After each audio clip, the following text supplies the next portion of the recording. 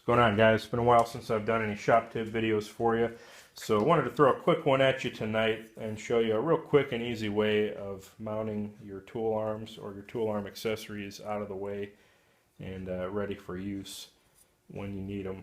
And this concept's similar to the tool arm trees you see the various grinder manufacturers making, but I think it's maybe a little bit more versatile as far as your mounting options, and certainly a whole lot cheaper and easier to do than welding up a stand and making a mounting base or a post for it and everything else. What's nice about these, they're quick, they're cheap, they're easy, and you can pretty much mount them just about anywhere, depending on how you want to do it, and as long as there's clearance for the arms and their accessories, they work pretty well. So what this is simply just a scrap piece of 2x2 square tube that I had left over from a no-weld grinder build. It's 3/16 walls. You could use 1/8 inch wall, would serve the same purpose. 1/4 inch might be a little on the tight side, depending on how big your tool arms are.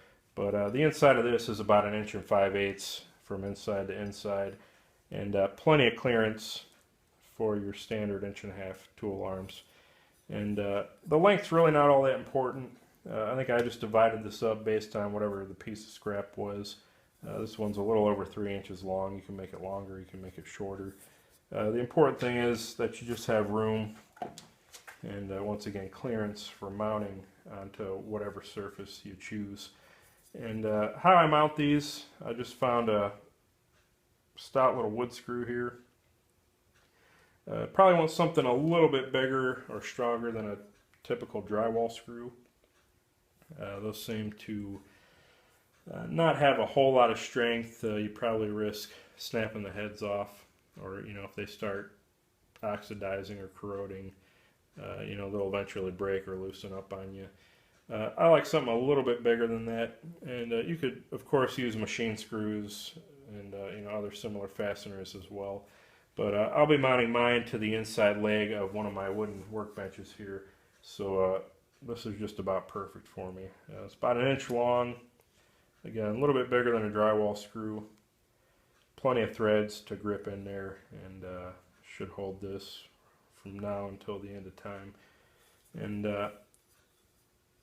how I mount these, I drilled this a little bit off center just to kind of decrease the leverage out front where the weight of the tool arm is going to be.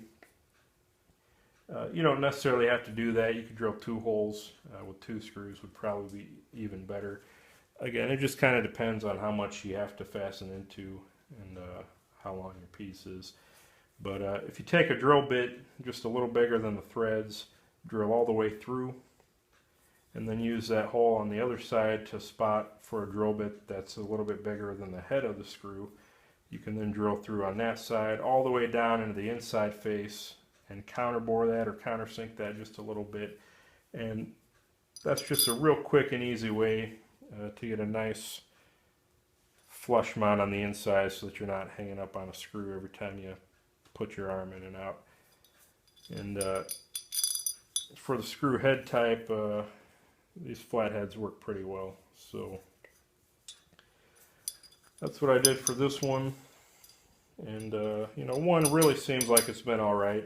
2 would probably be better though. But, I'm just picking kind of a random spot down here. I got an electrical box under here with some outlets on it I want to clear.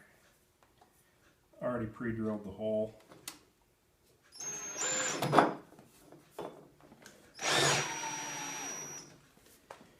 And we'll just put a little bit of a back angle on it. Doesn't take much, maybe 5 degrees, 10 degrees. Screw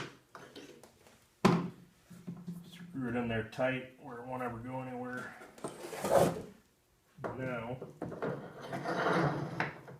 this is probably my heaviest tool arm. You can see it holds it just fine. Now it does stick out a little bit, but so do these buffer wheels, so I'm not really worried about banging into it or bumping into it. And the nice thing is, if I ever want to move it, it's a quick backing out of a screw, and I can place it just about anywhere or anyhow I want. So that's pretty much it for the shop tip, guys. I've got a couple more I'll probably put on the other side for some other accessories. And, you know, it was basically free since it was scrap, but even if you just went to the local scrapyard or steel supply, bought a couple feet of square tube, you wouldn't be more than a few dollars into it. So take it for what it's worth. Maybe it gives you some ideas, and I hope it's useful for you.